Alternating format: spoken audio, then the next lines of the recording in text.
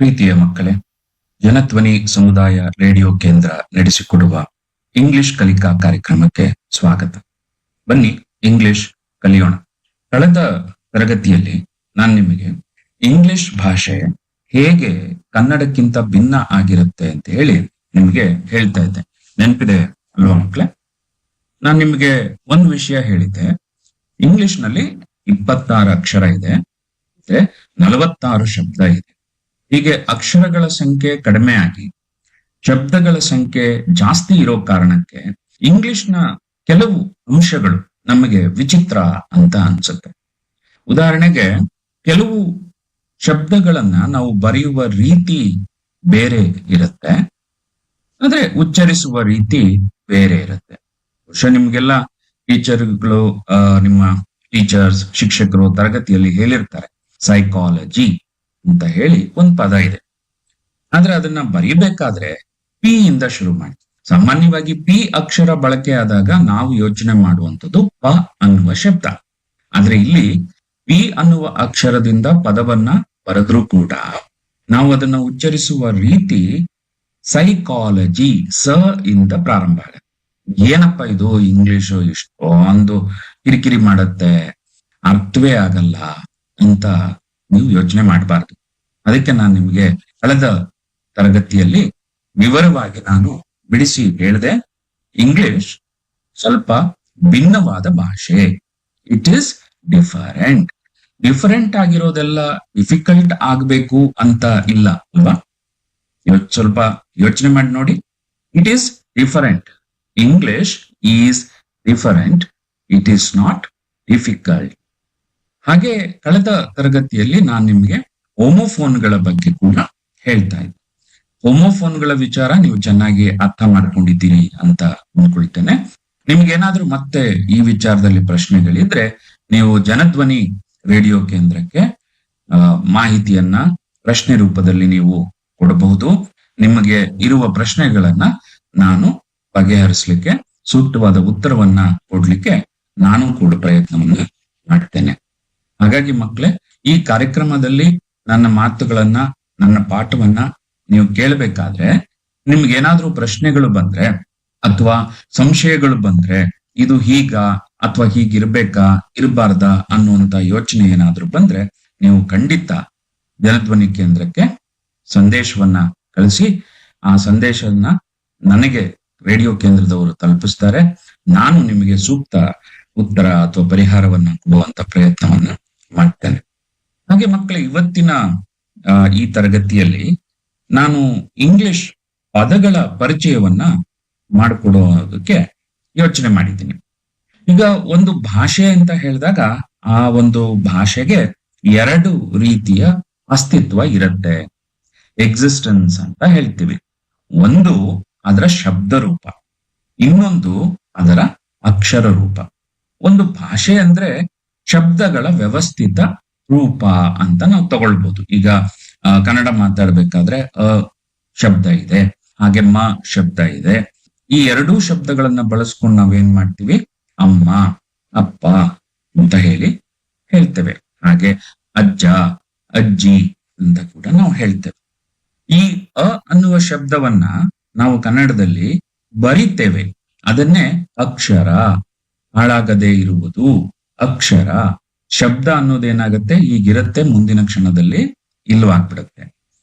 ಆದ್ರೆ ನೀವು ಅದನ್ನ ಅಕ್ಷರ ರೂಪದಲ್ಲಿ ಬರೆದಾಗ ಅದು ಹೆಚ್ಚು ಸಮಯ ಉಳ್ಕೊಳ್ಳುತ್ತೆ. ಅಕ್ಷರ ಹಾಳಾಗದೆ ಹಾಳಾಗುವುದು, ಅಕ್ಷರ ಹಾಳಾಗದೆ ಇರುವುದು. ಹಾಗಾಗಿ ಯಾವುದೇ ಒಂದು ಭಾಷೆಯನ್ನ ನಾವು ನೋಡಿದಾಗ ಆ ಭಾಷೆನಲ್ಲಿ ಒಂದು ಶಬ್ದ ರೂಪ ಇರುತ್ತೆ, ಇನ್ನೊಂದು ಲಿಖಿತ ರೂಪ ಇರುತ್ತೆ. ಇಂಗ್ಲಿಷ್ ನಲ್ಲಿ ಈ ಶಬ್ದಗಳ ಸಮೂಹದ ಬಗ್ಗೆ ನಾನೀಗಾಗ್ಲೇ ಹೇಳಿದ್ದೇನೆ. 46 ಶಬ್ದಗಳ ಒಂದು ಗುಂಪು ಇಂಗ್ಲಿಷ್ ಭಾಷೆ ಅಂತ ಹೇಳಿದ್ರು. ಕನ್ನಡಕ್ಕೆ ಹೋಲಿಸ್ಕೊಂಡಾಗ ಒಂದು ವಿಚಾರದಲ್ಲಿ ಇಂಗ್ಲಿಷ್ ಭಿನ್ನ ಆಗತ್ತೆ, ಡಿಫರೆಂಟ್ ಆಗತ್ತೆ. ಎಲ್ಲಿ ಅಂದ್ರೆ, ಕನ್ನಡದಲ್ಲಿ ನಾವು ಏನನ್ನ ಮಾತಾಡ್ತೀವೋ, ಶಬ್ದಗಳನ್ನ ಬಳಸ್ತೀವೋ, ಆ ಪ್ರತಿಯೊಂದು ಶಬ್ದಕ್ಕೂ ನಿರ್ದಿಷ್ಟವಾದ ನಿಖರವಾದ ಅಕ್ಷರ ಒಂದು ಇದೆ. ಆದ್ರೆ ಇಂಗ್ಲಿಷ್ ನಲ್ಲಿ ಹಾಗೆ ಇಲ್ಲ. ಯಾಕೆ ಸರ್ ಹಂಗಿಲ್ಲ ಅಂತ ನೀವು ಕೇಳಿದ್ರೆ, ಇಂಗ್ಲಿಷ್ ಮಾತಾಡೋ ಜನ ಇದಾರಲ್ಲ, ಅವರು ಹೀಗ್ ಮಾಡ್ಕೊಂಡ್ರು ಇಷ್ಟೇ. ಯಾಕೆ ಹಂಗೆ ಮಾಡ್ಕೊಂಡ್ರು ಅಂತ ಹೇಳಿದಾಗ ಉತ್ತರ ಸ್ಪಷ್ಟವಾಗಿ ಗೊತ್ತಿಲ್ಲ ಅಂತ ಹೇಳ್ಬಹುದು ಒಂದು ಹಂತದಲ್ಲಿ. ಆದ್ರೆ ಇನ್ನೊಂದು ಹಂತದಲ್ಲಿ ಅದಕ್ಕೊಂದು ಕಾರಣನೂ ಇದೆ. ಆ ಕಾರಣ ಏನು ಅಂತ ಹೇಳಿ ಮುಂದೆ ಇನ್ನೊಂದು ತರಗತಿಯಲ್ಲಿ ನಾನು ವಿವರಿಸ್ತೇನೆ. ಒಟ್ನಲ್ಲಿ ನಿಮ್ಗೇನ್ ನೆನಪಿರ್ಬೇಕಪ್ಪ ಅಂತ ಹೇಳಿದ್ರೆ, ಇಂಗ್ಲಿಷ್ನಲ್ಲಿ 46 ಶಬ್ದ ಇದೆ, 26 ಅಕ್ಷರ ಇದೆ.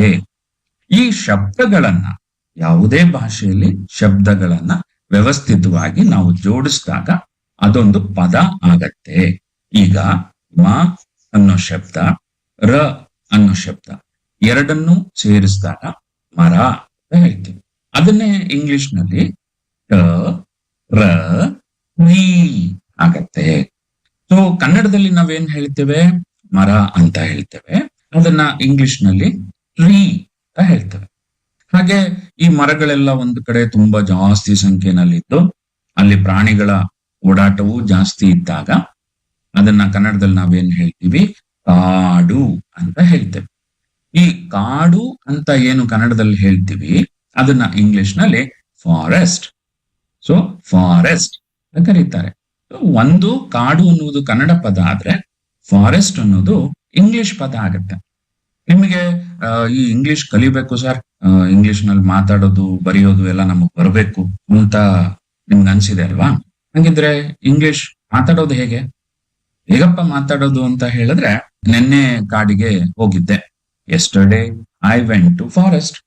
ನಾನು ಐ ಹೋಗಿದ್ದೆ, ವೆಂಟ್ ಎಲ್ಲಿಗೆ, ಫಾರೆಸ್ಟ್. ಇಷ್ಟೇ ಸುಲಭ. ಇದನ್ನ ನಾವು ಅಭ್ಯಾಸ ಮಾಡ್ಕೊಳ್ಬೇಕಷ್ಟೆ. ಕನ್ನಡದಲ್ಲಿ ಏನಾಗತ್ತೆ ಅಂದ್ರೆ, ದಿನನಿತ್ಯ ನಾವು ಮನೆಯಲ್ಲಿ ಅಕ್ಕಪಕ್ಕ ಮನೆಯವ್ರ ಜೊತೆ, ಊರ್ನವ್ರ ಜೊತೆ, ಸ್ಕೂಲಿಗೆ ಬಂದ್ರೆ ಅಲ್ಲಿ ನಿಮ್ಮ ಜೊತೆ ಓದ್ತಾ ಇರೋ ಹುಡುಗ ಹುಡುಗಿಯರ ಜೊತೆ ದಿನ ಬೆಳಗ್ಗೆ ಮಾತಾಡ್ತೀರಿ. ಹಾಗಾಗಿ ಪದಗಳ ಪರಿಚಯ ಇರತ್ತೆ. ಆ ಪದಗಳನ್ನ ಹೇಗ್ ಬಳಸಬೇಕು ಅನ್ನೋದು ಕೂಡ ನಿಮ್ಗೆ ಗೊತ್ತಿರತ್ತೆ. ಹಾಗಾಗಿ ನಾವು ಕನ್ನಡ ಮಾತಾಡೋದು ಸುಲಭ. ಹಾಗೆ HD ಕೋಟೆ ಭಾಗದಲ್ಲಿ, ಸರಗೂರು ಭಾಗದಲ್ಲಿ ಇರುವಂತ ಬಹುತೇಕ ನಿಮ್ಗಳಿಗೆ ಮಲಯಾಳಂ ಭಾಷೆಯ ಪರಿಚಯನೂ ಸ್ವಲ್ಪ ಇರುತ್ತೆ. ಯಾಕಂದ್ರೆ ಮಲಯಾಳ ಮಾತಾಡೋರು ನಿಮಗೆ ಬಹಳ ಹತ್ತಿರದಲ್ಲಿರ್ತಾರೆ, ನಿಮ್ಮ ಅಕ್ಕಪಕ್ಕದ ಮನೆಯಲ್ಲೂ ಇರಬಹುದು. ಹಾಗೆ ಉರ್ದು ಭಾಷೆಯನ್ನ ಮಾತಾಡೋರು ನಿಮಗೆ ಸಿಗ್ತಾರೆ. ಹಾಗಾಗಿ ನೀವು ವಾಸ ಮಾಡ್ತಾ ಇರುವಂತಹ ಪ್ರದೇಶದಲ್ಲಿ ಮಲಯಾಳಂ ಭಾಷೆ ಇರ್ಬೋದು ಅಥವಾ ಉರ್ದು ಭಾಷೆ ಇರ್ಬೋದು, ನಿಮ್ಮ ಪರಿಸರದಲ್ಲಿ ಸಿಗತ್ತೆ. ಮಾತಾಡೋರನ್ನ ನೀವು ಕೇಳ್ತೀರಿ, ಅವ್ರು ಹೇಗ್ ಮಾತಾಡ್ತಿದ್ದಾರೆ ಅಂತ ಹೇಳಿ ಗಮನಿಸ್ತೀರಿ, ಅವ್ರ ಜೊತೆ ಮಾತಾಡ್ತಾ ಇರಿ. ಹಾಗಾಗಿ ನಿಮ್ಗೆ ಆ ಎರಡು ಭಾಷೆಗಳ ಪರಿಚಯ ಇರುತ್ತೆ. ಕನ್ನಡ ಭಾಷೆ ಪರಿಚಯ ಅಂತೂ ತುಂಬಾ ಚೆನ್ನಾಗೇ ಇರುತ್ತೆ. ಇಲ್ಲಿ ನೀವು ಗಮನಿಸ್ಬೇಕಾಗಿರೋದೇನಪ್ಪಾ ಅಂತ ಹೇಳಿದ್ರೆ, ನಾವು ಮಾತಾಡೋದು ಅಂದ್ರೆ ಏನು, ನಮ್ಗೆ ಏನ್ ಅನ್ಸುತ್ತೆ ಅದನ್ನ, ಅಂದ್ರೆ ನಮ್ಮ ಯೋಚನೆನ ಎದುರುಗಡೆ ಇರುವಂತ ವ್ಯಕ್ತಿಗೆ ಅರ್ಥ ಆಗೋ ಹಾಗೆ ಹೇಳ್ಬೇಕು. ಇಲ್ಲಿ ಅರ್ಥ ಆಗೋದು ಅಂದ್ರೆ ಏನು, ಈಗ ನಾನು ನಿಮ್ಗೆ ಹೇಳ್ತೇನೆ ಫಾರೆಸ್ಟ್. ನಿಮಗೆ ಫಾರೆಸ್ಟ್ ಅನ್ನೋ ಪದ ಇಂಗ್ಲಿಷ್ ನಲ್ಲಿದೆ, ಅದರ ಅರ್ಥ ಕನ್ನಡದಲ್ಲಿ ಕಾಡು ಅಂತ ನಿಮಗೆ ಗೊತ್ತಿರೋದ್ರಿಂದ ನೀವು ಫಾರೆಸ್ಟ್ ಅನ್ನೋ ಪದನ ನಾನು ಹೇಳಿದಾಗ ನೀವು ಕೇಳಿಸ್ಕೊಳ್ತೀರಿ, ಅರ್ಥ ಮಾಡ್ಕೊಳ್ತೀರಿ.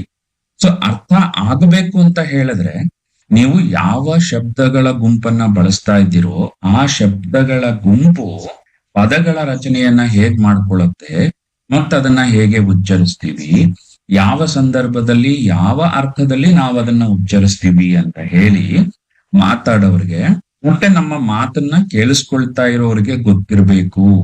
ಆವಾಗ ಮಾತ್ರ ನಮ್ಮಿಬ್ಬರ ನಡುವೆ ಮಾತುಕತೆ ಆಗತ್ತೆ.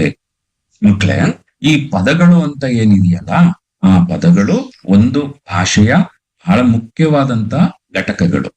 ಅದನ್ನ ಹೇಗ್ ನೋಡ್ಬೋದಪ್ಪ ಅಂತ ಹೇಳಿದ್ರೆ, ಈಗ ನೀವೊಂದು ಈಗ ನೀವು ತರಗತಿಯಲ್ಲಿ ಏನ್ ಕೂತಿದ್ದೀರಿ, ಅಥವಾ ನಿಮ್ಮ ಶಾಲೆಯ ತರಗತಿಯ ಕೊಠಡಿ ಏನಿದೆ, ಅಥವಾ ನಿಮ್ಮ ಮನೆ ಅಂತ ಏನ್ ಗೋಡೆಗಳನ್ನ ನೀವು ಹೇಳ್ತಿರಲ್ಲ. ಸೊ ಒಂದ್ ಮನೆ ಅಂತ ಹೇಳಿದ್ರೇನು, ಸುತ್ತಲೂ ಗೋಡೆಗಳಿರತ್ತೆ. ಆ ಗೋಡೆಗೊಂದು ಛಾವಣಿ ಇರುತ್ತೆ. ಒಂದು ಛಾವಣಿ ಅಂದ್ರೆ ಮೇಲೆ ಅದನ್ನು ಮುಚ್ಚಿರ್ತೇವೆ, ಅದನ್ನ ನಾವು ಕಟ್ಟಡ ಅಂತ ಹೇಳ್ತೇವೆ. ಈ ಕಟ್ಟಡವನ್ನ ನೀವು ಕಟ್ಟಬೇಕು ಅಂತ ಹೇಳಿದ್ರೆ, ಒಂದು ಗೋಡೆಯನ್ನ ಕಟ್ಟಬೇಕು ಅಂತ ಹೇಳಿದ್ರೆ, ಅದರಲ್ಲಿ ಬಹಳ ಮುಖ್ಯವಾಗಿರುವ ಅಂಶ ಯಾವುದು ಅಂತ ಹೇಳಿದ್ರೆ ಬ್ರಿಕ್, ಇಟ್ಟಿಗೆಗಳನ್ನ ನಾವು ವರ್ಟಿಕಲ್ ಆಗಿ ಅಂದ್ರೆ ಲಂಬವಾಗಿ ಜೋಡಿಸ್ತೇವೆ. ಆ ಇಟ್ಟಿಗಳು ಬೀಳ್ಬಾರ್ದು ಅಂತ ಹೇಳಿ ಅದಕ್ಕೆ ನಾವೇನ್ ಮಾಡ್ತೇವೆ, ಸಿಮೆಂಟ್ ಅನ್ನು ಅಥವಾ ಮಣ್ಣಂದ್ರೆ ಕೆಸರಿನ ರೂಪದಲ್ಲಿ ಮಣ್ಣನ್ನು ಬಳಸಿ ಒಂದು ಗೋಡೆಯನ್ನ ನಿರ್ಮಿಸ್ತೀವಿ.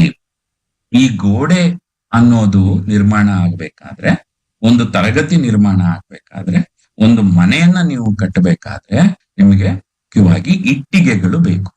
ಒಂದು ಭಾಷೆಯಲ್ಲಿ ನೀವು ಮಾತಾಡ್ಬೇಕಾದ್ರೆ ನಿಮಗೆ ಪದಗಳ ಪರಿಚಯ ಇರಬೇಕು. ಈ ಪದಗಳೇ ಇಟ್ಟಿಗೆಗಳು. ನಾವು ಭಾಷೆ ಎನ್ನುವ ಕಟ್ಟಡವನ್ನ ಕಟ್ಲಿಕ್ಕೆ ಬಳಸುವಂತಹ ಬಹಳ ಮುಖ್ಯವಾದ ಭಾಗ ಯಾವುದು ಅಂತ ಹೇಳಿದ್ರೆ ಪದಗಳು. ಈ ಪದಗಳು ನಮಗೆ ಹೆಚ್ಚು ಪರಿಚಯ ಇದ್ದಷ್ಟು ಆ ಭಾಷೆಯಲ್ಲಿ ನಮಗೆ ಪರಿಣತಿ ಇರತ್ತೆ. ಹಾಗೆ ಮಕ್ಕಳಿಗೆ ಒಂದ್ ನೆನ್ಪಿಟ್ಕೊಳ್ಳಿ, ಪದಗಳು ಸುಮ್ಮನೆ ಹೀಗೆ ಬರೋದಿಲ್ಲ, ನಾವು ಅದನ್ನ ಕಲಿಬೇಕಾಗತ್ತೆ. ನಾನ್ ನಿಮ್ಗೆ ಈಗಾಗ್ಲೇ ಹೇಳಿದೆ, ಇಂಗ್ಲಿಷ್ ಅನ್ನೋದು ನಮ್ಮ ಪರಿಸರದಲ್ಲಿ ಇದೆ ಮತ್ತು ಇಲ್ಲ. ಹಿಂದಿನ ತರಗತಿಯಲ್ಲೂ ನಾನು ನಿಮ್ಗೆ ಇದ್ರ ಜೊತೆ ಈ ವಿಚಾರವಾಗಿ ಚರ್ಚೆ ಮಾಡಿದ್ದೆ. ನೋಡಿ, ಎಲ್ಲಿ ಹೋದ್ರು ನಿಮ್ಗೆ ಇಂಗ್ಲಿಷ್ ಸಿಗತ್ತೆ. ಈಗ ನೀವು ರೇಡಿಯೋ ಮೂಲಕ ಕೇಳ್ತಾ ಇದ್ದೀರಿ. ಈ ರೇಡಿಯೋ ಪಾಠನ ನೀವು ನಿಮ್ಮ ಫೋನಲ್ಲಿ ಕೇಳ್ತಾ ಇದ್ದೀರಿ. ಫೋನಲ್ಲಿ ಕೇಳ್ಬೇಕಾದ್ರೆ ವಾಲ್ಯೂಮ್ ಜಾಸ್ತಿ ಇಟ್ಕೊಳ್ತೀರಿ. ಹಾಗೆ ಯಾವುದನ್ನ ನೀವು ಇಲ್ಲಿ ಕಲಿತಾ ಇದ್ದೀರಿ ಅಂದ್ರೆ, ಕ್ಲಾಸಲ್ಲಿ ನಿಮ್ಮ ಟೆಕ್ಸ್ಟ್ ಬುಕ್ ಅಲ್ಲಿ ಏನು ಮಾಹಿತಿ ಇರುತ್ತೋ ಅದನ್ನೇ ನಾನು ನಿಮಗೆ ಇನ್ನೊಂದ್ ಸ್ವಲ್ಪ ವಿವರವಾಗಿ ಹೇಳ್ಕೊಡುವಂತ ಪ್ರಯತ್ನವನ್ನ ಮಾಡ್ತಾ ಇದ್ದೀನಿ. ನೀವು ಸ್ಕೂಲ್ಗೆ ಹೋಗ್ತೀರಿ, ಟೀಚರ್ಸ್ ಅನ್ನ ನೋಡ್ತೀರಿ, ನೋಟ್ಬುಕ್ ಅಲ್ಲಿ ಪೆನ್ ಬಳಸಿ ಬರೀತೀರಿ. ನೋಡಿ, ಎಷ್ಟೆಲ್ಲ ಇಂಗ್ಲಿಷ್ ಪದಗಳನ್ನ ನಾವು ಬಳಸ್ತೀವಿ. ಮಕ್ಳೇ, ಈ ಪದಗಳ ಪರಿಚಯ ಮಾಡಿಕೊಳ್ಳೋದು ಅಂತ ಹೇಳಿದ್ರೆ 3 ಹಂತದಲ್ಲಿ ನೀವು ಅದನ್ನ ಗಮನಿಸಬೇಕಾಗತ್ತೆ. ಒಂದು, ಆ ಪದದ ಸ್ಪೆಲ್ಲಿಂಗ್ ಹೇಗ್ ಬರೀತೀವಿ, ಆ ಸ್ಪೆಲ್ಲಿಂಗಿನ ಜೊತೆಗೆ ಪರ್ಟಿಕ್ಯುಲರ್ ಆಗಿ ಇಂಗ್ಲಿಷ್ ನಲ್ಲಿ 26 ಅಕ್ಷರ 46 ಶಬ್ದ ಇರುವ ವಿಶೇಷ ವ್ಯವಸ್ಥೆ ಇರುವುದರಿಂದ, ಮತ್ತೆ ಹೇಳ್ತೇನೆ, it is different, not difficult. ಹಾಗಾಗಿ ಪ್ರತಿಯೊಂದು ಪದದ ಅಕ್ಷರಗಳ ವ್ಯವಸ್ಥೆ ಅಂದ್ರೆ ಸ್ಪೆಲ್ಲಿಂಗ್ ನ ವ್ಯವಸ್ಥೆ ಭಿನ್ನವಾಗಿ ಇರುತ್ತೆ. ನಾವೇನ್ ಮಾಡ್ಬೇಕು, ಅದನ್ನ ಸರಿಯಾಗಿ ಅರ್ಥ ಮಾಡ್ಕೊಳ್ಬೇಕು. ಅದೊಂದೇ ದಾರಿ. ಸೊ ಒಂದು ಪದವನ್ನ, ಈಗ ಇಂಗ್ಲಿಷ್ ಅಂತ ಹೇಳಿದಾಗ ENGLISH, ನೀವು ಬರೀ ಹಾಗೆ ಯೋಚನೆ ಮಾಡ್ಬಿಟ್ರೆ ING ಬರೆದ್ರು ಸಾಕಲ್ವಾ ಅಂತ ಯೋಚನೆ ಮಾಡ್ಬೋದು, ಬಂದ್ಬಿಡತ್ತ ಯೋಚನೆ. ಆದ್ರೆ ಇಂಗ್ಲಿಷ್ ಭಾಷೆ ಬರೆಯೋರು ಹಾಗೆ ಬರೀಲಿಲ್ವೇ? ಅವ್ರೇನ್ ಮಾಡಿದ್ರು, ENGLISH ಅಂತ ಬರೆದ್ರು. ಹಾಗಾಗಿ ನಾವೇನ್ ಮಾಡ್ಬೇಕು, ಅದನ್ನ ENGLISH ಅಂತಾನೆ ಬರಿಬೇಕು. ಉಚ್ಚರಿಸ್ಬೇಕಾದ್ರೆ ಇಂಗ್ಲಿಷ್ ಅಂತ ಹೇಳಿ ಹೇಳ್ಬೇಕು. ಇದನ್ನ ನೀವು ಅರ್ಥ ಮಾಡ್ಕೊಳ್ಬೇಕು. ಎರಡನೇದು, ಅದರ ಅರ್ಥ ಏನು. ಮೂರನೇದು, ಅದನ್ನ ನಾವು ಹೇಗೆ ಬಳಸಬಹುದು ಅಂತ ಹೇಳಿ ಗಮನಿಸ್ಬೇಕು. ಸೊ ಇಷ್ಟನ್ನ ನೀವು ಗಮನಿಸಿದ್ರಿ ಅಂತ ಹೇಳಿದ್ರೆ ಆ ಭಾಷೆಯ ಪದಗಳ ಪರಿಚಯ ನಿಮಗೆ ಆಗಿದೆ ಅಂತ ಹೇಳಿ. ನಂತರ ಅದನ್ನ ಏನ್ ಮಾಡ್ಬೇಕು, ವಾಕ್ಯ ರೂಪದಲ್ಲಿ ವ್ಯವಸ್ಥಿತವಾಗಿ ಬಳಸ್ಬೇಕು. ನಾನು ಮುಂದಿನ ತರಗತಿಯಲ್ಲಿ ಈ ವಾಕ್ಯಗಳನ್ನ ಹೇಗೆ ಜೋಡಿಸ್ಬೇಕು ಅಥವಾ ವಾಕ್ಯಗಳನ್ನ ಹೇಗೆ ಅರ್ಥ ಮಾಡ್ಕೊಳ್ಬೇಕು ಅಂತ ಹೇಳಿ ನಾನು ವಿವರಿಸ್ತೇನೆ. ಇವತ್ತಿನ ತರಗತಿಯಲ್ಲಿ ನಮ್ಮ ಮುಖ್ಯವಾದ ಗಮನ ಪದಗಳನ್ನ ಅರ್ಥ ಮಾಡ್ಕೊಳ್ಳೋದ್ರ ಕಡೆಗಿದೆ. ನೋಡಿ, ಈ ಪದಗಳನ್ನ ನಾವು ಅರ್ಥ ಮಾಡ್ಕೊಳ್ಳೋದಿಕ್ಕೆ ನಮ್ಮ ಕಲಿಕೆಗೋಸ್ಕರ, ನಾವು ಕಲಿಯೋದಕ್ಕೋಸ್ಕರ ವಿಭಾಗ ಮಾಡ್ಕೊಂಡಿದ್ದೀವಿ. ಅದನ್ನ ಇಂಗ್ಲಿಷ್ ನಲ್ಲಿ ಪಾರ್ಟ್ಸ್ ಆಫ್ ಸ್ಪೀಚ್ ಅಂತ ಕರೀತಾರೆ. ಸ್ಪೀಚ್ ಅಂದ್ರೆ ಒಂದರ್ಥ ಭಾಷಣ, ಇನ್ನೊಂದು ಅರ್ಥ ಭಾಷೆ. ಈಗ ನೋಡಿ, ನೀವು ತರಗತಿಯಲ್ಲಿ ಕೆಲವು ಸರಿ ಮಾತಾಡ್ತಾ ಇರ್ಬೇಕಾದ್ರೆ ನಿಮ್ಮ ಟೀಚರ್ ನಿಮ್ಗೆ ಮದರ್ ಟಂಗ್ ಅನ್ನೋ ಪದನ ಬಳಸಿರ್ಬಹುದು. ಆ ಮದರ್ ಟಂಗ್ ಅನ್ನುವ ಪದದ ಕನ್ನಡದ ಪದ, ಸಮಾನಾರ್ಥಕ ಪದ ಮಾತೃಭಾಷೆ ಅಂತ ಹೇಳಿ. ಈಗ ಮದರ್ ಅಂದ್ರೆ ಏನು, ತಾಯಿ, ಅಮ್ಮ. ಟಂಗ್ ಅಂದ್ರೆ ಏನು, ನಾಲಿಗೆ. ನೋಡಿ, ಯಾಕೆ ನಮಗೆ ಪದಗಳ ಅರ್ಥ ಸರಿಯಾಗಿ ಗೊತ್ತಿರಬೇಕು, ಪದಗಳ ಬಳಕೆ ಬಹಳ ಯಾಕೆ ಮುಖ್ಯ ಆಗತ್ತೆ ಅಂತ ಹೇಳಿದ್ರೆ, ನೋಡಿ, ಮದರ್ ಟಂಗ್ ಅಂತ ಹೇಳಿದಾಗ ನಾವು ತಕ್ಷಣ ಯೋಚನೆ ಮಾಡ್ಬಿಡ್ಬೋದು, ಮದರ್ ಅಂದ್ರೆ ತಾಯಿ, ಟಂಗ್ ಅಂದ್ರೆ ನಾಲಿಗೆ, ತಾಯಿ ನಾಲಿಗೆ. ಆಗಲ್ಲ. ಯಾವುದೇ ಒಂದು ಪದ ನಾವು ಬಳಸುವ ಸಂದರ್ಭಕ್ಕೆ ಅರ್ಥವನ್ನ ಹೊಂದಿರುತ್ತೆ. ಮದರ್ ಅಂತ ಹೇಳಿದಾಗ ತಾಯಿ ಕರೆಕ್ಟ್, ಟಂಗ್ ಅಂತ ಹೇಳಿದಾಗ ನಾಲಿಗೆ ಕರೆಕ್ಟ್. ಆದ್ರೆ ಟಂಗ್ ಅನ್ನುವ ಪದಕ್ಕೆ ಭಾಷೆ ಅನ್ನೋ ಅರ್ಥನೂ ಕೂಡ ಇರುತ್ತೆ. ನಾಲಿಗೆ ಅನ್ನುವ ಅರ್ಥ ಹೇಗಿದೆಯೋ ಹಾಗೆ ಭಾಷೆ ಅನ್ನೋ ಅರ್ಥನೂ ಕೂಡ ಇದೆ. ಈ ನಾವು ಮನೆಯಲ್ಲಿ ಮಾತಾಡುವ ನಮ್ಮ ಅಮ್ಮನಿಂದ ಕಲಿಯುವಂತ ಭಾಷೆಗೆ ಕನ್ನಡದಲ್ಲಿ ಮಾತೃಭಾಷೆ ಅಂತ ಹೇಳ್ತೀವಿ. ಅದನ್ನ ಇಂಗ್ಲಿಷ್ ನಲ್ಲಿ ಏನ್ ಹೇಳ್ತಾರ ಅವರು? ಮದರ್ ಟಂಗ್ ಅಂತ ಹೇಳ್ತಾರೆ. ಅಂದ್ರೆ ಮಕ್ಳೇ, ನಾನು ಅಥವಾ ನೀವು ಇಂಗ್ಲಿಷ್ ನಲ್ಲಿ ಮಾತಾಡಬೇಕು, ಇಂಗ್ಲಿಷ್ ನಲ್ಲಿ ನಾವು ಬರೀಬೇಕು, ಇಂಗ್ಲಿಷ್ ನಲ್ಲಿ 4 ಜನಕ್ಕೆ ಅರ್ಥ ಆಗೋ ಹಾಗೆ ಹೇಳ್ಬೇಕು ಅನ್ನೋ ಉದ್ದೇಶ ಇದ್ದಾಗ ಆ ಭಾಷೆಯಲ್ಲಿ ಪದಗಳ ಬಳಕೆ ಹೇಗಾಗತ್ತೆ ಅಂತ ಹೇಳಿ ಕೂತು ನಾವು ಕಲ್ತ್ಕೊಳ್ಬೇಕು. ಸಮಯ ಜಾಸ್ತಿ ಬೇಕಾಗತ್ತೆ, ಹೌದು. ಯಾಕಂದ್ರೆ ಇದು ನಮಗೆ ದಿನನಿತ್ಯ ದೊರೆಯದೇ ಇರುವಂತಹ ಭಾಷೆ. ಅದಕ್ಕೆ ನಾವೇನ್ ಮಾಡ್ಬೇಕಾಗತ್ತೆ? ಇದಕ್ಕೆ ಕೂತ್ಕೊಂಡು ಸ್ವಲ್ಪ ಅಭ್ಯಾಸ ಮಾಡಿ ಕಲಿಬೇಕಾಗತ್ತೆ. ಸೊ ಈ ಮದರ್ ಟಂಗ್ ಅನ್ನುವಂತ ಪದ ಏನು ಇಂಗ್ಲಿಷ್ ನಲ್ಲಿ ಇದೆ, ಇದು ಮಾತೃಭಾಷೆ ಅನ್ನೋ ಅರ್ಥವನ್ನ ಕೊಡುತ್ತೆ ಅಂತ ನೀವು ಅರ್ಥ ಮಾಡ್ಕೊಂಡ್ರಿ ಅಲ್ವಾ? ನೋಡಿ, ಯಾವುದೇ ಒಂದು ಪದವನ್ನ ಅದರ ಸಂದರ್ಭದಲ್ಲಿ ಇಟ್ಟು ನೋಡ್ಬೇಕು. ಹಾಗಾಗಿ ಈ ಪದಗಳನ್ನ ನಾವು ಅರ್ಥ ಮಾಡ್ಕೊಳ್ಳೋದು ಹೇಗಪ್ಪ ಅಂತ ಹೇಳಲಿಕ್ಕೆ ಇಂಗ್ಲಿಷ್ ವ್ಯಾಕರಣ ವ್ಯವಸ್ಥೆಯಲ್ಲಿ, ವ್ಯಾಕರಣ ಅಂದ್ರೆ ತುಂಬಾ ತಲೆ ಕೆಡಿಸ್ಕೊಳ್ಬೇಡಿ.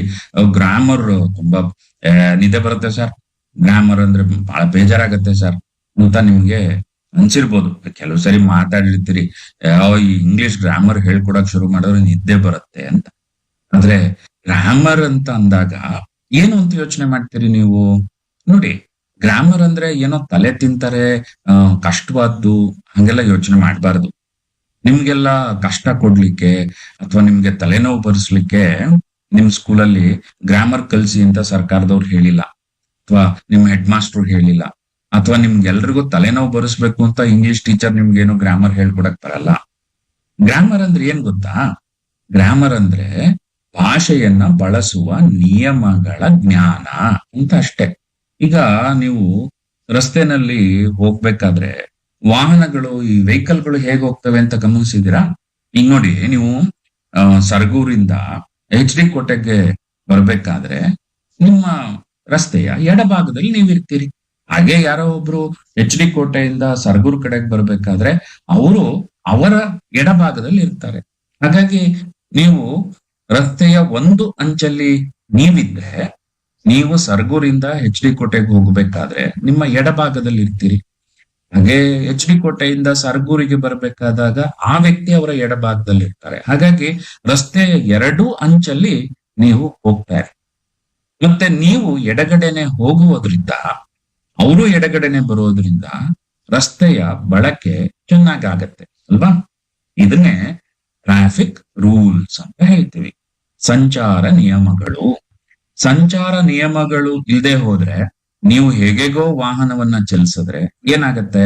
ಒಬ್ರಿಗೊಬ್ರಿಗೆ ಡಿಕ್ಕಿ ಆಗತ್ತೆ, ಗುದ್ದುಗಳ್ತೀವಿ, ಆಕ್ಸಿಡೆಂಟ್ ಆಗತ್ತೆ, ಕೈ ಕಾಲು ಮುರಿಯುತ್ತೆ, ಎಷ್ಟೋ ಸಂದರ್ಭದಲ್ಲಿ ಜೀವನ ಹಾನಿಯಾಗುತ್ತೆ, ವ್ಯಕ್ತಿಗಳು ಮೃತರಾಗ್ತಾರೆ, ಸಾಯ್ತಾರೆ. ಹಾಗಾಗಿ ಮಕ್ಕಳೇ, ರೂಲ್ಸ್ ಅಂತ ಏನಿರುತ್ತಲ್ಲ ಅದು ನಮ್ಮ ಅನುಕೂಲಕ್ಕಿರತ್ತೆ. ಟ್ರಾಫಿಕ್ ರೂಲ್ಸ್ ಇರೋದ್ರಿಂದ ನಾವು ಸುರಕ್ಷಿತವಾಗಿ, ಸುಗಮವಾಗಿ ರಸ್ತೆನಲ್ಲಿ ಚಲಿಸ್ಲಿಕ್ಕೆ ಅವಕಾಶ ಆಗುತ್ತೆ. ಅದೇ ರೀತಿ ಭಾಷೆಯಲ್ಲೂ ಕೂಡ ಸುಗಮವಾಗಿ ನಮ್ಮ ಮಾತುಕತೆಯನ್ನ ನಡೆಸಲಿಕ್ಕೆ, ನಾನು ಹೇಳಿದ್ದು ನಿಮಗೆ ಅರ್ಥ ಆಗಿ, ನೀವು ಹೇಳಿದ್ದು ನನಗೆ ಅರ್ಥವಾಗುವ ವ್ಯವಸ್ಥೆ ಏನಿರುತ್ತಲ್ಲ ಅದನ್ನೇ ಗ್ರಾಮರ್ ಅಂತ ಹೇಳ್ತೀವಿ. ಹಾಗಾಗಿ ಇವತ್ತಿಂದ ಮಕ್ಕಳೇ, ಗ್ರಾಮರ್ ಅಂದ್ರೆ ಓರು ಸರ್ ಅಂತ ಹೇಳ್ಬೇಡಿ. ಗ್ರಾಮರ್ ಅಂದ್ರೆ ನೀವು ಹೆಚ್ಚು ಅಲರ್ಟ್ ಆಗಿ ಕೂತ್ಕೊಳ್ಬೇಕು. ಬರೇ ಈಗ ಈ ಇಂಗ್ಲಿಷ್ ಕಲಿಸೋ ನಿಯಮಗಳನ್ನ ನಮ್ ಟೀಚರ್ ಹೇಳ್ಕೊಡ್ತಾರೆ, ಈ ಇಂಗ್ಲಿಷ್ ಕಲಿಯೋ ನಿಯಮಗಳನ್ನ ಈ ಪುಸ್ತಕ ನನಗೆ ಹೇಳ್ಕೊಡುತ್ತೆ, ನನಗೆ ಒಳ್ಳೆ ಇಂಗ್ಲಿಷ್ ಬರಬೇಕು ಅಂತ ಹೇಳಿದ್ರೆ, ನಾನು ಒಳ್ಳೆ ಇಂಗ್ಲಿಷ್ ಅನ್ನ ಮಾತಾಡ್ಬೇಕು ಅಂತ ಹೇಳಿದ್ರೆ ನನಗೆ ನಿಯಮಗಳು ಗೊತ್ತಾಗಿರ್ಬೇಕು, ನನಗೆ ಈ ನಿಯಮಗಳು ಗೊತ್ತಿರ್ಬೇಕು, ಇದನ್ನ ತಿಳ್ಕೊಳ್ಳೋದಕ್ಕೆ ಇದೊಂದು ಒಳ್ಳೆ ಅವಕಾಶ ಅಂತ ಹೇಳಿ ನೀವು ಎಚ್ಚರದಿಂದ ಕೂತ್ಕೋಬೇಕು. ಇದನ್ನ ನೀವು ಅರ್ಥ ಮಾಡ್ಕೊಳ್ತೀರಿ ಅಂತ ಅನ್ಕೊಳ್ತೀರಿ. ಈಗ ಈ ಪದಗಳನ್ನ ಅರ್ಥ ಮಾಡ್ಕೊಳ್ಳೋ ದೃಷ್ಟಿಯಿಂದ ಇಂಗ್ಲಿಷ್ ನಲ್ಲಿ ಪಾರ್ಟ್ಸ್ ಆಫ್ ಸ್ಪೀಚ್ ಅನ್ನೋ ಒಂದು ವ್ಯವಸ್ಥೆ ಇದೆ ಅಂತ ಹೇಳಿದೆ. ಈ ಪಾರ್ಟ್ಸ್ ಆಫ್ ಸ್ಪೀಚ್ ಅನ್ನೋದೇನು ತುಂಬಾ ಏನು ಕಷ್ಟವಾದಂತ ವಿಷಯ ಏನಲ್ಲ. ಈಗ ನೀವು ಹೈಸ್ಕೂಲ್ ಓದ್ತಾ ಇದ್ದೀರಿ ಅಂತ ಇಟ್ಕೊಳ್ಳಿ. ಹೈಸ್ಕೂಲ್ ಅಂದ್ರೆ ಸಾಮಾನ್ಯವಾಗಿ 8, 9, 10ನೇ ತರಗತಿಗಳಿರ್ತವೆ. ಕೆಲವು ಶಾಲೆಗಳಲ್ಲಿ 9, 10 ಇರ್ತದೆ. ಈ 8, 9, 10 ಅನ್ನೋ ತರಗತಿಗಳನ್ನ ನಾವೇನ್ ಮಾಡಿದೀವಿ, ಬೇರೆ ಬೇರೆ ಕೋಣೆಗಳಲ್ಲಿ ಕೂರಿಸ್ಕೊಂಡು ನಾವು ನಿಮಗೆ ಕಲಿಸ್ತೀವಿ. ಈಗ ಒಂದು ಶಾಲೆ ಹೈಸ್ಕೂಲು ಅಂತ ಹೇಳಿದ್ರೆ 8ರಿಂದ 10ನೇ ತರಗತಿವರೆಗೆ ಇರುತ್ತೆ ಅಂತ ಹೇಳಿದ್ರೆ ಅಲ್ಲಿ ಏನ್ ಮಾಡಿದೀವಿ, ಆ ಶಾಲೆಗೆ ಬರುವಂತ ಮಕ್ಕಳನ್ನ ಬೇರೆ ಬೇರೆ ಭಾಗವಾಗಿ ವಿಂಗಡಿಸ್ಕೊಂಡಿದೀವಿ. ಯಾರು 7ನೇ ತರಗತಿ ಮುಗಿಸ್ ಬಂದಿರ್ತಾರೆ ಅವ್ರನ್ನ 8ನೇ ತರಗತಿಗೆ ಕೂರಿಸ್ಕೊಳ್ತೀವಿ. 7ನೇ ತರಗತಿಯಲ್ಲಿ ಕಲಿಬೇಕಾಗಿರೋದನ್ನ ಕಲ್ತು 8ನೇ ತರಗತಿಗೆ ಬಂದಿದ್ದಾರೆ ಅಂತ ಹೇಳಿ. ಇನ್ನ ಕೆಲವು ಶಾಲೆಗಳಲ್ಲಿ 7ನೇ ತರಗತಿ ಆದ ತಕ್ಷಣ 8ನೇ ತರಗತಿ ಅದೇ ಶಾಲೆಯಲ್ಲಿ ಇರುತ್ತೆ. ಹಾಗಾಗಿ ನಿಮ್ಮಲ್ಲಿ ಕೆಲವರು 8ನೇ ತರಗತಿಯವರೆಗೆ ಒಂದು ಶಾಲೆಯಲ್ಲಿ ಓದಿ ಆನಂತರ ನೀವೇನ್ ಮಾಡಿರ್ತೀರಿ, ಹೈಸ್ಕೂಲಿಗೆ ಬಂದಿರ್ತೀರಿ. ಅವಾಗ ನಿಮ್ಮನ್ನ ಏನ್ ಮಾಡಿರ್ತಾರೆ, ನೇರವಾಗಿ 9ನೇ ತರಗತಿಗೆ ಪ್ರವೇಶ ಕೊಟ್ಟಿರ್ತಾರೆ, ಅಡ್ಮಿಷನ್ ಮಾಡ್ಕೊಂಡಿರ್ತಾರೆ. ಇನ್ ಕೆಲವು ಸರಿ ನೀವು 7ನೇ ತರಗತಿಗೆ ಮುಗಿಸಿ ಹೈಸ್ಕೂಲಿಗೆ ಬಂದಿರ್ತೀರಿ. ಅವಾಗ 8ನೇ ತರಗತಿ ಆದ್ಮೇಲೆ 9 ಆದ್ಮೇಲೆ 10. ನಿಮಗೆ ಕಲಿಸುವ ಕಾರಣಕ್ಕೆ, ಕಲಿಸುವುದನ್ನ ಸುಗಮ ಮಾಡ್ಕೊಳ್ಳಿಕ್ಕೆ, ಸುಲಭ ಮಾಡ್ಕೊಳ್ಳಿಕ್ಕೆ ನಾವೇನ್ ಮಾಡಿರ್ತೀವಿ, ನಿಮ್ಮನ್ನ ಬೇರೆ ಬೇರೆ ತರಗತಿಯಾಗಿ ವಿಂಗಡಿಸಿರ್ತೀವಿ. ಹಾಗೆ ಇಂಗ್ಲಿಷ್ ನಲ್ಲಿರುವ ಪದಗಳನ್ನ ನಾವು ಅರ್ಥ ಮಾಡ್ಕೊಳ್ಳೋದು ಸುಲಭ ಆಗ್ಲಿ, ಕಲಿಯೋದಕ್ಕೆ ಅನುಕೂಲ ಆಗ್ಲಿ ಅನ್ನೋ ಒಂದು ಉದ್ದೇಶದಿಂದ ಪಾರ್ಟ್ಸ್ ಆಫ್ ಸ್ಪೀಚ್ ಅನ್ನೋ ವ್ಯವಸ್ಥೆನಲ್ಲಿ ನಾವು ಅದನ್ನ ವಿಂಗಡಿಸ್ಕೊಂಡಿದ್ದೀವಿ. ವಿಂಗಡಿಸ್ಕೊಂಡಿರೋ ಉದ್ದೇಶ ನಮಗೆ ಕಲಿಯೋದಕ್ಕೆ ಅನುಕೂಲ ಆಗ್ಲಿ ಅಂತ ಅಷ್ಟೇನೆ. ನಿಮ್ಗೆ ಅದರ ಪರಿಚಯ ಇರುತ್ತೆ, ಈಗಾಗ್ಲೇ ನಿಮ್ಗೆ ಟೀಚರ್ಸ್ ಅದನ್ನ ಕ್ಲಾಸ್ ಅಲ್ಲಿ ಹೇಳ್ಕೊಟ್ಟಿರ್ತಾರೆ. ಆಲ್ಮೋಸ್ಟ್ 5ನೇ ಕ್ಲಾಸ್ ಇಂದಾನೇ ನೀವು ಕಲಿಯಕ್ಕೆ ಶುರು ಮಾಡಿರ್ತೀರಿ. ಅಂದ್ರೆ ತುಂಬಾ ಸರಿ ಗ್ರಾಮರ್ ಅಂದ್ರೆ ಬೋರಿಂಗ್ ಸರ್, ಬೇಜಾರು ಸರ್, ನಿದ್ದೆ ಬರುತ್ತೆ ಸರ್ ಅಂತೆಲ್ಲ ಯೋಚನೆ ಮಾಡಿ ಕೆಲವು ಸರಿ ನೀವು ಅದ್ರ ಕಡೆಗೆ ಸರಿಯಾಗಿ ಗಮನ ಕೊಟ್ಟಿರಲ್ಲ. ಆದ್ರೆ ಮಕ್ಕಳೇ, ಪದಗಳಿಲ್ಲದೆ ಭಾಷೆ ಇಲ್ಲ. ಪದಗಳ ಜ್ಞಾನ ಇಲ್ಲ ಅಂದ್ರೆ ಭಾಷೆಯ ಜ್ಞಾನ ಬರಲಿಕ್ಕೆ ಸಾಧ್ಯವೇ ಇಲ್ಲ.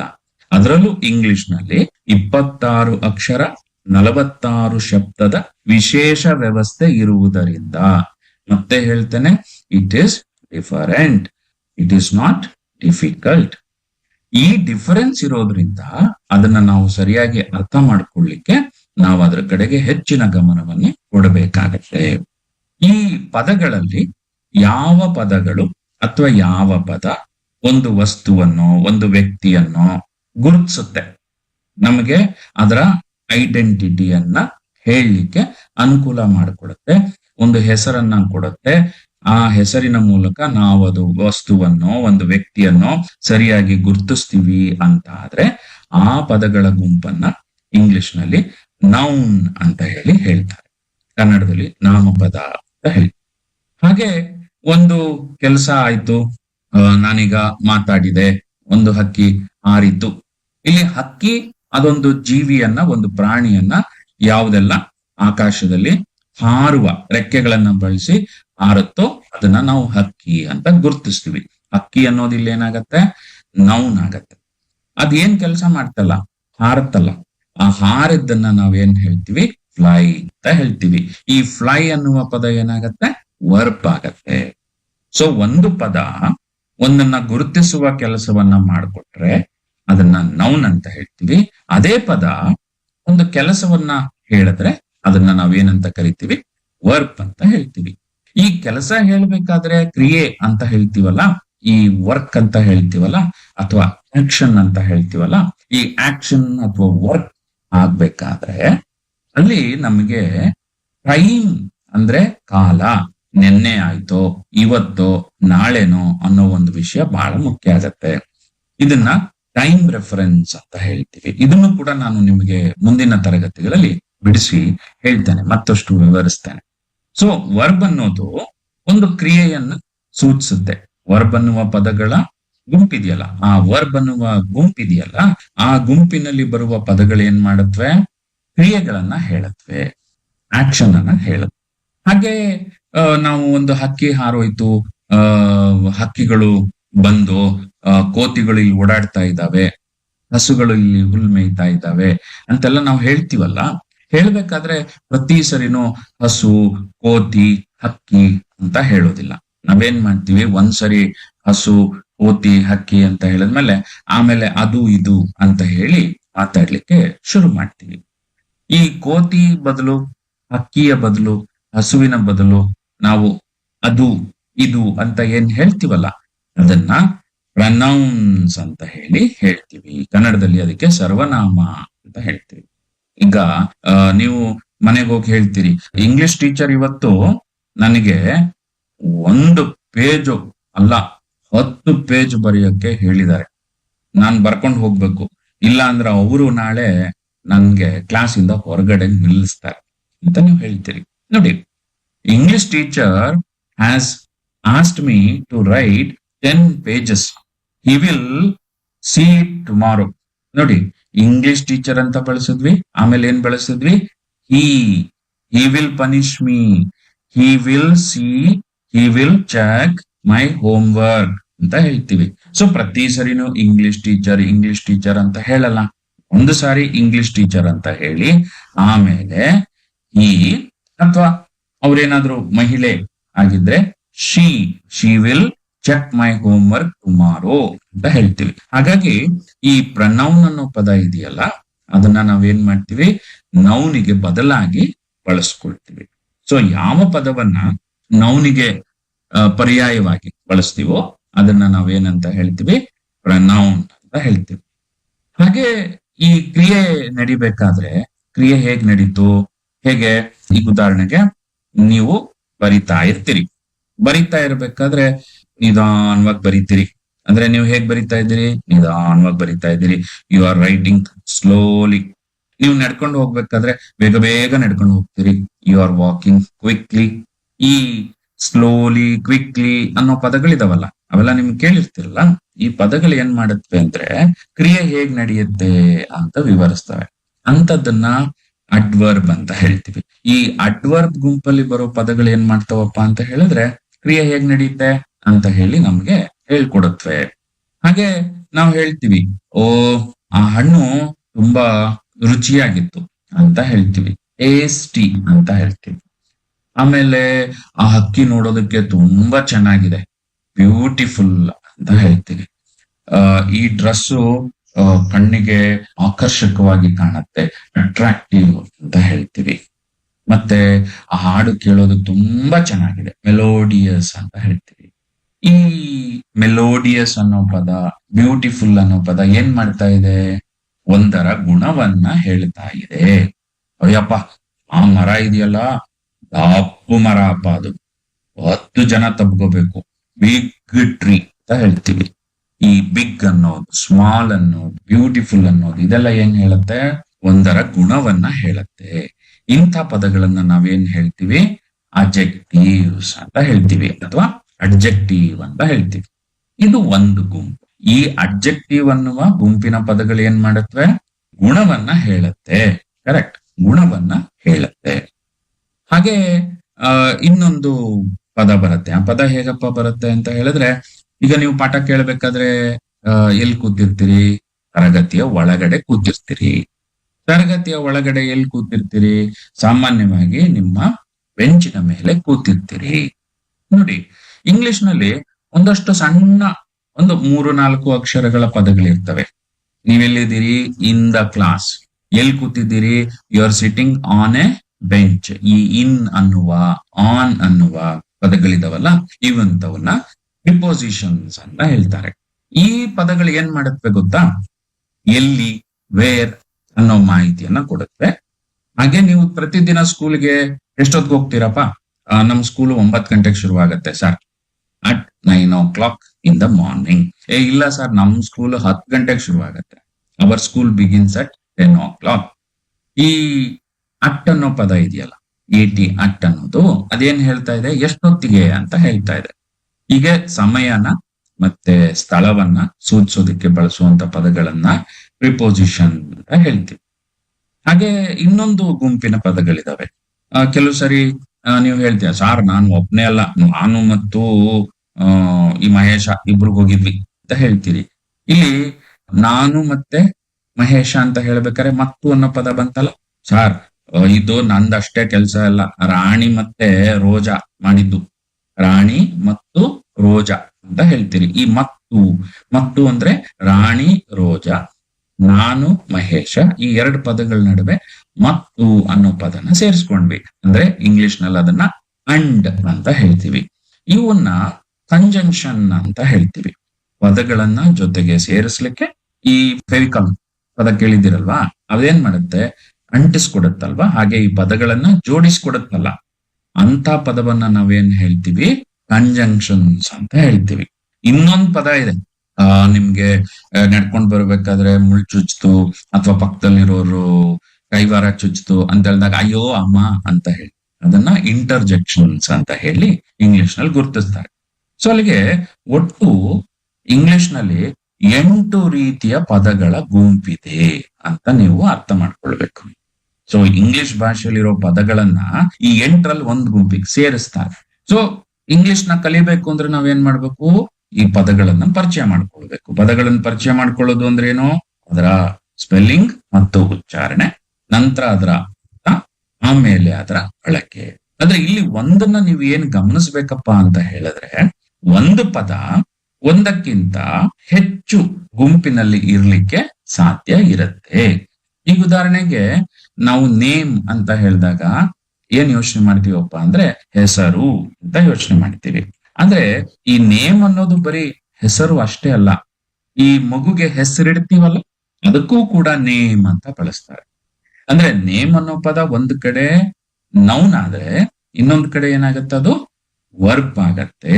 ಹಾಗಾಗಿ ಮಕ್ಕಳೇ, ಬರೀ parts of speech noun, pronoun, verb, adverb, adjective, conjunction, preposition ಇನ್ನೇನಿದೆ ಸರ್, ಆಮೇಲೆ ಇಂಟರ್ಜೆಕ್ಷನ್ ಅಷ್ಟೇ ಅಲ್ವಾ ಸರ್, ಹಂಗ್ ಯೋಚನೆ ಮಾಡ್ಬಾರ್ದು. ನೀವೇನ್ ಯೋಚನೆ ಮಾಡ್ಬೇಕಪ್ಪ ಅಂದ್ರೆ, ಯಾವುದೇ ಪದ ಒಂದಕ್ಕಿಂತ ಹೆಚ್ಚು ಅರ್ಥವನ್ನ ಹೊಂದಿರುತ್ತೆ, ಅದನ್ನ ನಾವು ಸರಿಯಾಗಿ ಅರ್ಥ ಮಾಡ್ಕೊಂಡ್ರೆ ಮಾತ್ರ ಭಾಷೆ ಬಳಕೆ ಬರುತ್ತೆ ಅಂತ ಹೇಳಿ ನೀವು ಯೋಚನೆ ಮಾಡ್ಬೇಕು. ಹಾಗಾಗಿ ಮಕ್ಕಳೇ, ಪಾರ್ಟ್ಸ್ ಆಫ್ ಸ್ಪೀಚ್ ನ ಜ್ಞಾನ ನಿಮಗೆ ಅವಶ್ಯಕವಾಗಿ, ಇಟ್ ಈಸ್ ಇಂಪಾರ್ಟೆಂಟ್, ಇರಲೇಬೇಕು.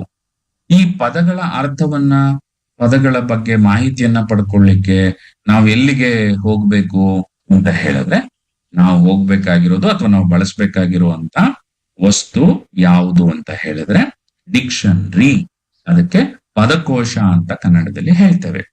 ಯಾವುದೇ ಒಂದು ಪದಕೋಶವನ್ನ ನೀವು ತಗೊಂಡ್ರೆ ಅದರಲ್ಲಿ ನಿಮಗೆ ಆ ಪದವನ್ನ ನಿಮಗೆ ಗೊತ್ತಿರುವ ಭಾಷೆಯಲ್ಲಿ ಬಿಡಿಸಿ ವಿವರಿಸಿ ಅರ್ಥ ಹೇಳುವಂತ ಕೆಲಸನ ಮಾಡ್ತದೆ. ನೀವು ಯಾವುದೇ ಒಂದು ಪದಕೋಶವನ್ನ ತಗೊಂಡ್ರೆ ಅಲ್ಲಿ ನಿಮಗೆ ನೇಮ್ ಅನ್ನೋ ಪದ ನಿಮ್ಗೆ ಸಿಕ್ಕಿದಾಗ ಅದರ ಪಕ್ಕದಲ್ಲಿ ಬ್ರಾಕೆಟ್ ನಲ್ಲಿ 2 ಆವರಣದ ಒಳಗಡೆ ಎನ್ ಅಂತ ಬರೆದಿರ್ತಾರೆ. ಎನ್ ಅಂತ ಬರೆದಿದ್ರೆ ಅದು ನೌನ್, ಹೆಸರು. ಅದೇ ನೇಮ್ ಅನ್ನೋ ಪದ ಕೊಟ್ಟು ಬ್ರಾಕೆಟ್ ನ ಒಳಗಡೆ ಆವರಣದ ಒಳಗಡೆ ವಿ ಅಂತ ಗುರುತಿಸಿದ್ರೆ ಅಲ್ಲಿ ಮುಂದೆ ಕನ್ನಡದಲ್ಲಿ ನಿಮ್ಗೆ ಅರ್ಥ ಕೊಟ್ಟಿರ್ತಾರೆ, ಹೆಸರಿಸು. ಒಂದು ಪದ ಯಾವ ಗುಂಪಿಗೆ ಸೇರುತ್ತೆ ಅನ್ನುವ ಜ್ಞಾನ ಇದ್ದಾಗ ನಾನೀಗ ಅದನ್ನ ವರ್ಬ್ ಆಗಿ ಬಳಸ್ಬೇಕಾ, ನೌನ್ ಆಗಿ ಬಳಸ್ಬೇಕಾ ಅಂತ ನನಗೆ ಅರ್ಥ ಮಾಡ್ಕೊಳ್ಳಿಕ್ಕೆ ಅವಕಾಶ ಸಿಗುತ್ತೆ. ಸೊ ಮಕ್ಕಳೇ, ಇವತ್ತಿನ ಈ ಕ್ಲಾಸ್ ಅಲ್ಲಿ ನಾನು ನಿಮಗೆ ಇಂಗ್ಲಿಷ್ ನ ಪದಗಳನ್ನ ಪಾರ್ಟ್ಸ್ ಆಫ್ ಸ್ಪೀಚ್ ಅನ್ನುವ ವ್ಯವಸ್ಥೆಯಡಿ 8 ಗುಂಪುಗಳಾಗಿ ವಿಂಗಡಿಸ್ತಾರೆ ಮತ್ತು ಅದನ್ನ ಹೇಗೆ ಅರ್ಥ ಮಾಡ್ಕೊಳ್ಬೇಕು ಅಂತ ಬಿಡಿಸಿ ಹೇಳಿದ್ದೇನೆ. ಇದನ್ನ ನೆನ್ಪಿಟ್ಕೊಳ್ತೀರಿ ಅಂತ ಹೇಳಿ ನಾನು ತಿಳ್ಕೊಂಡಿದ್ದೇನೆ. ಮತ್ತೆ ಮುಂದಿನ ತರಗತಿಯಲ್ಲಿ ನಾನು ನಿಮ್ಗೆ ಇಂಗ್ಲಿಷ್ ನ ವಿಚಾರವಾಗಿ ಇನ್ನಷ್ಟು ವಿಷಯನ ಹೇಳ್ತೇನೆ. ನಾನು ಮತ್ತೆ ನೀವು ಜೊತೆಗೆ ಸೇರಿ ಒಳ್ಳೆ ಇಂಗ್ಲಿಷ್ ಮಾತಾಡೋದನ್ನ, ಬರೆಯೋದನ್ನ ಕಲಿಯೋಣ ಅಲ್ವಾ? ಹಾಗೆ ಮಕ್ಕಳೇ, ನನ್ನ ಹೆಸರು ಸದಾನಂದ, ನೆನಪಿದೆ ಅಲ್ಲ? ಮತ್ತೆ ಮುಂದಿನ ಕ್ಲಾಸ್ ಅಲ್ಲಿ ನಾವು ಭೇಟಿಯಾಗೋಣ. ಬಾಯ್ ಬಾಯ್.